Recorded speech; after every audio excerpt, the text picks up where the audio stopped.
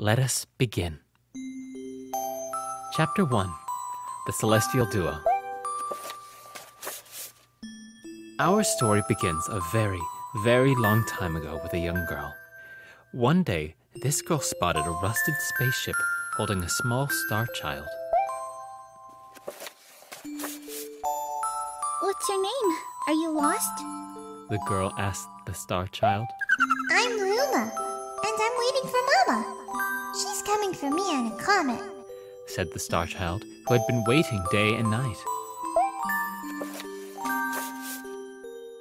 Don't worry, I'll wait with you.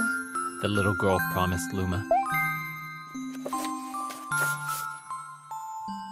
At nightfall, the little girl borrowed her father's telescope and peered into the sky. She looked and looked, but she saw nothing. Hours turned into days and then years, but the sky revealed nothing. Finally, the little girl sighed and said to Luma, If we stay here looking much longer, I'll be an old lady soon. but then she had an idea. Why don't we go out there and find your mother ourselves? The girl and Luma fixed up the rusty spaceship, and the two set sail into the starry sky. And this is how the search for the Celestial Mother began. Chapter 2. Starbits. Days passed with no sight of the comet or even a single planet. Instead, asteroids extended as far as the eye could see. If I'd known it was going to take this long, I would have packed more jam. Said the little girl above the rumble of her belly. Before they left, she had packed all the essentials: telescope, butterfly net, stuffed bunny, bread, milk, jam, and apricot-flavored tea, but I forgot to bring water! at this, Luma burst into gales of laughter, and the girl began to pout. As long as I have starbits, I'll be fine. Said Luma. Want some? The little girl couldn't stay mad after hearing this. Luma continued to laugh, and the girl couldn't help but join in. All right, maybe just a nibble. Leaning far out of the ship, the pair began to collect starbits with the girl's net. They almost fell out a few times, but they kept on collecting. The starbits tasted like honey.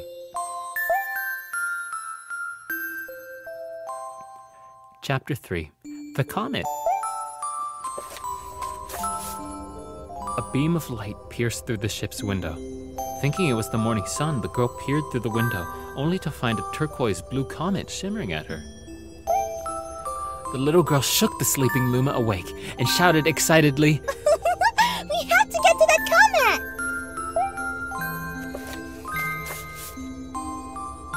The pair descended on the comet and found that it was made of ice. They looked high and low, but Luma's mother was nowhere to be found. Exhausted, the little girl sat down with a flop, utterly unable to take another step. Look! Peering down at the icy ground where Luma was pointing, the girl suddenly noticed clusters of starbits encased in the ice. Pretty good, huh? Finding starbits is my specialty. Said Luma, beaming. There's ice here, but it's so warm. I bet there's water here too. The two decided to stay on the comet for a while. Riding the turquoise comet, the pair continued their search for Luma's mother. Chapter 4. The Dream. One night, the girl dreamed about her own mother. Where are you going? She asked her mother's retreating back. Without turning, her mother replied, Don't fret, dearest. I'm not going anywhere. I'm always watching over you like the sun in the day and the moon in the night. A wave of sadness washed over the girl. What about when it rains and I can't see the sun or the moon? Her mother thought a moment before responding. I will turn into a star in the clouds and wait for your tears to dry.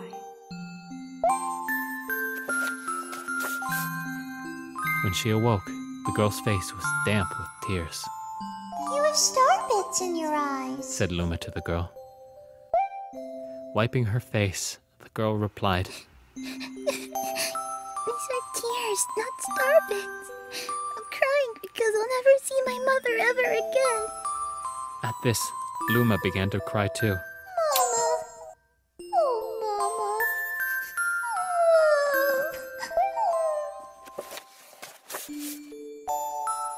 The pair traveled through starry skies, and though they encountered many other comets, not one of them held Luma's mother. Luma was despondent. Now, Luma. The rain clouds won't go away if you keep crying.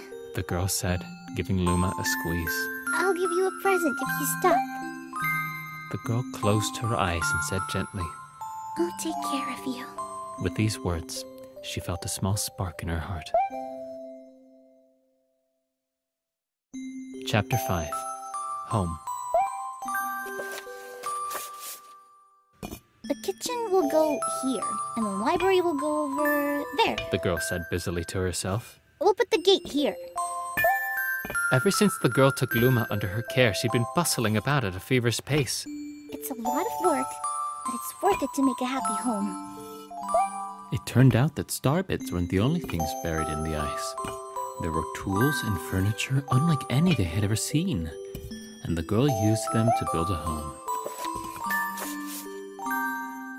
Looking at the completed house, Luma remarked, Don't you think it's awfully big for just the two of us? with a library, bedroom, kitchen, fountain, and a gate, it was certainly spacious, but still, something seemed to be missing. If only my father, brother, and mother were here. The girl said wistfully. Indeed, the house was too large for its two small residents. That night, clutching her favorite stuffed bunny close to her heart, the girl fell asleep in the starship. Chapter 6. Friends. Then one day, while the girl sat sipping tea, a tiny apricot-colored planet appeared on the horizon.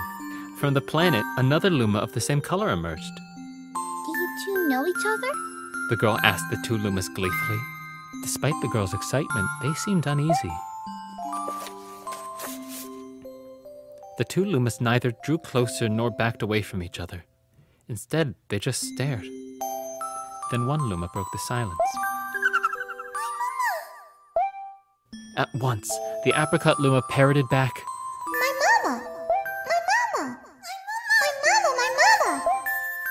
The two Lumas began to dance around the girl frantically, and neither showed any sign of stopping. The girl was so charmed by this adorable scene she couldn't help but laugh. And that's when something very strange happened.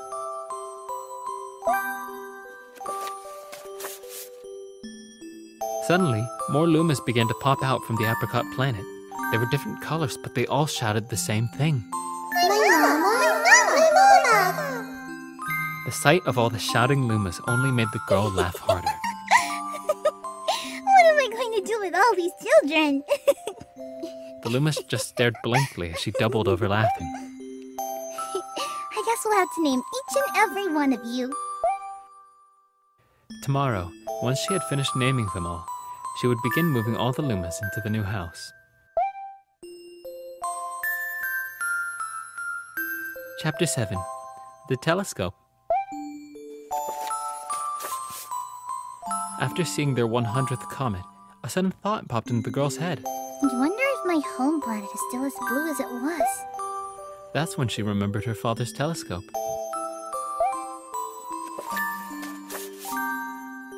Peeking into the telescope, a tiny blue dot floated into sight. It was smaller than a star bit. How strange. It's so far away, but it feels so close. She twisted the knob of the telescope, and the blue dot grew until she could make out a grassy hill dotted with flowers. It seemed very familiar to her. Zooming even closer, a terrace on the hill came into view. I used to go stargazing there when I lived on my home planet.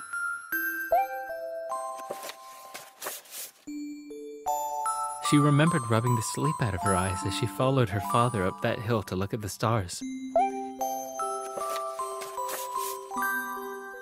She remembered how she and her brother would sled down that hill.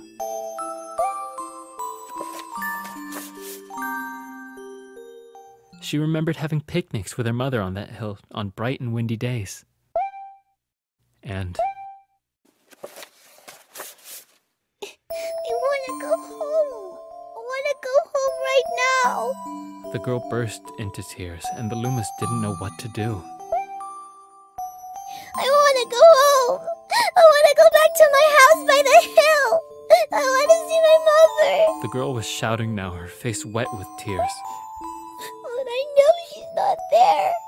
I knew all along that she wasn't out there in the sky. Because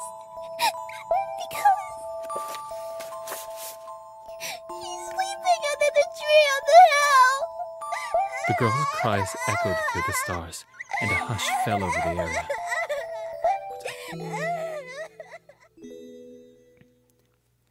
Chapter 8. The Wish. Though usually quite cheery, one day the girl became sad again. Luma drew her close and tried to comfort her. Mama, you still have me. And don't be sad about your mama, because she's a part of you. That means she's always close by. It's like me. I love Starbits because they remind me of my mama. No. The girl said, unable to stop the tears. A lonely look flickered across Luma's face, but it was soon replaced by a wide grin. I have an idea.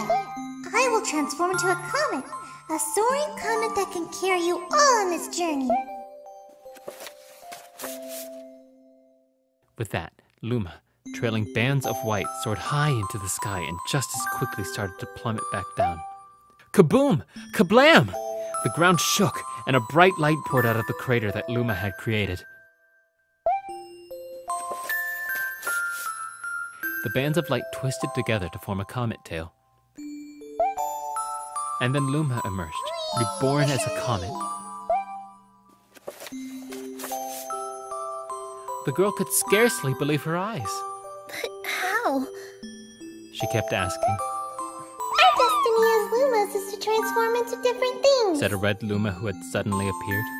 Stars, comets, planets. We can become all of these things.